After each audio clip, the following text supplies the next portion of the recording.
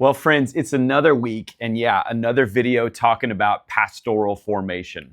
But today I want to shift the conversation because up to this point, we've spent a lot of time naming problems, shortages, barriers, frustrations. Last week's video, I named the fears, and these conversations do matter because we need to be honest about what's broken and what we're feeling before we can move ahead. But in today's video, I want to talk to you about something different. I want to provide a solution. In fact, I want to talk about one solution that emerged with near unanimous agreement among the 120 church leaders that gathered earlier this month in Las Vegas. So let's do this.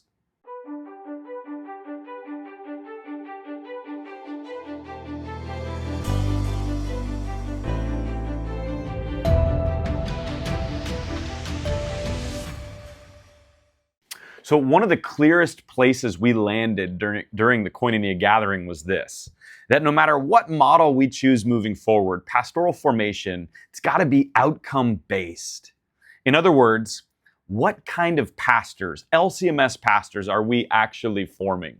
Now that language, outcomes, might sound technical or institutional, but it's actually deeply pastoral, and it's something that I've spent the better part of the last decade thinking about in the discipleship space. So I want to tell you what I've seen crystal clear in the discipleship space that will actually really help us in the pastoral formation space. And so go with me for a few minutes. Here's what I've learned, is that everyone agrees that making disciples is important. Nearly everyone agrees that the LCMS needs more pastors. But in both cases, we're often asking not a bad question, but simply not the best question to begin with.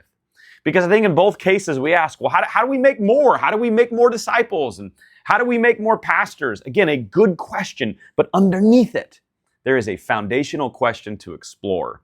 And let's do that. That's what I want to tackle with you. Because in discipleship, multiplication sounds great until we stop and ask, hang on, what kind of disciples are we multiplying?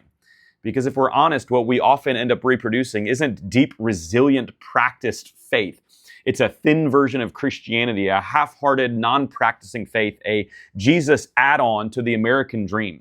Right now, there are 48% of the people in our nation that are called non-practicing Christians. There are 24% that are called practicing Christians, and another 28% represented by other religions or the nones, the N-O-N-E-S. And so think about this. Nearly half the people that you see believe in Jesus, but I would argue are nowhere close to what we want multiplied. They also are 2-to-1, 48 to 24% outnumbering practicing Christians, which is probably Barna's closest terms to being a disciple or someone that at least practices the habits of a disciple. And so we're living in a dangerous time if that's true. And Scripture actually speaks directly to this. In Luke chapter 6, verse 40, Jesus says, "The student is not above the teacher, but everyone who is fully trained will be like their teacher." Notice what Jesus defines as success. Not completion, not attendance, not a grade point average, not information transfer. The outcome of formation for Jesus in discipleship is likeness.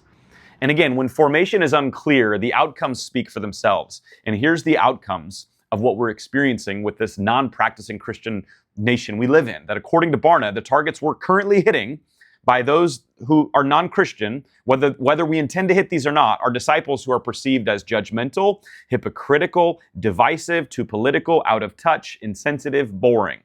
These targets are nothing close to what Jesus is known for. And something has to change. And that's been my main point in all of my discipleship writings in the last 8 years, if those are the targets we're hitting, we need to aim at different targets. And it's important we learn the targets from Jesus himself, because the missing people in most disciple-making strategies in churches across America, and especially in the LCMS, is clear targets to aim so that we'd be greater disciples of Jesus. And if we don't have clear targets, we're going to be multiplying something that doesn't in the end actually help, because aiming at nothing guarantees you'll hit it. So I've done my best to go back to Jesus' words and locate not an exhaustive list, but what are 5 targets we can attain to?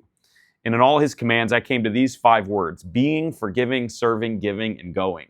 That if I'm going to be a healthy disciple and worthy of multiplying, these are the 5 targets that I need to hit. These are the 5 I'm committed to knowing, to teaching, to measuring, to improving. Because I don't just want to multiply disciples, I want to multiply healthy ones. Now, let's talk formation pastorally, because in a similar way, we need something like this for pastoral formation. Again, all of us, at least most of us, can agree that when it comes to pastoral formation, yeah, we want more pastors. But I think hopefully all of us would agree we want healthy pastors, healthy LCMS pastors. And so what are the clear targets? I would argue the clear targets are not only missing in discipleship, but the missing piece in our pastoral formation system right now is, what does it mean to be a healthy LCMS pastor? Or if you prefer the language that came out of the Koinonia Gathering, clear outcomes. If outcomes or targets matter in discipleship, and they do, then they especially matter in how we form pastors. And so let's ask the question plainly. What kinds of pastors are we forming?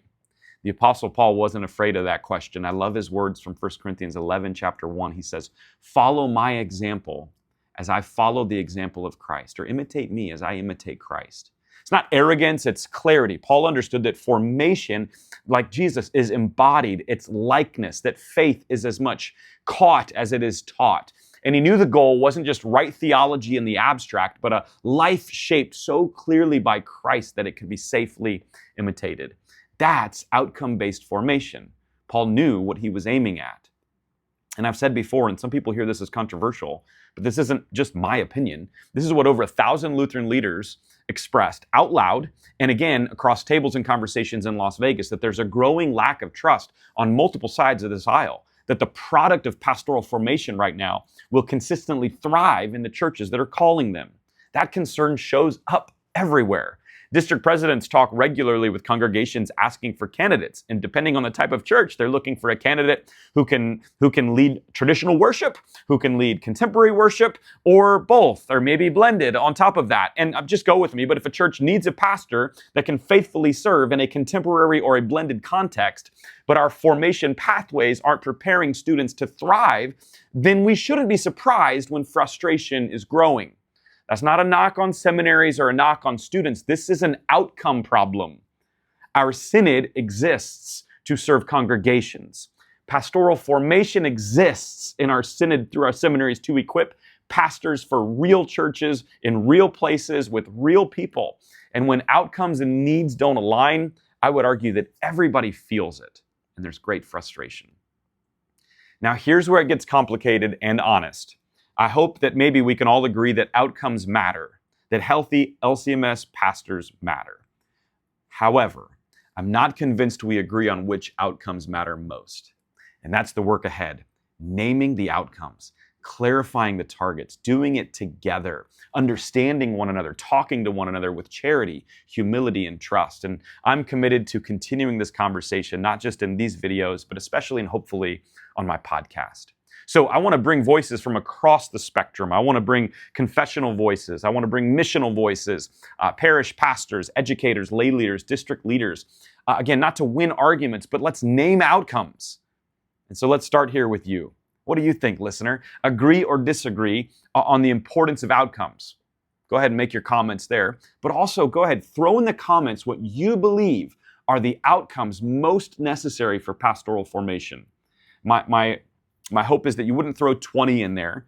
Give me 5.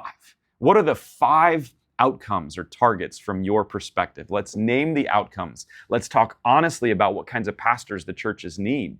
And let's do it together for the sake of the gospel, the church, and the next generation for the Lutheran Church Missouri Synod. Hey, thanks so much for being a part of this conversation. See you back next week.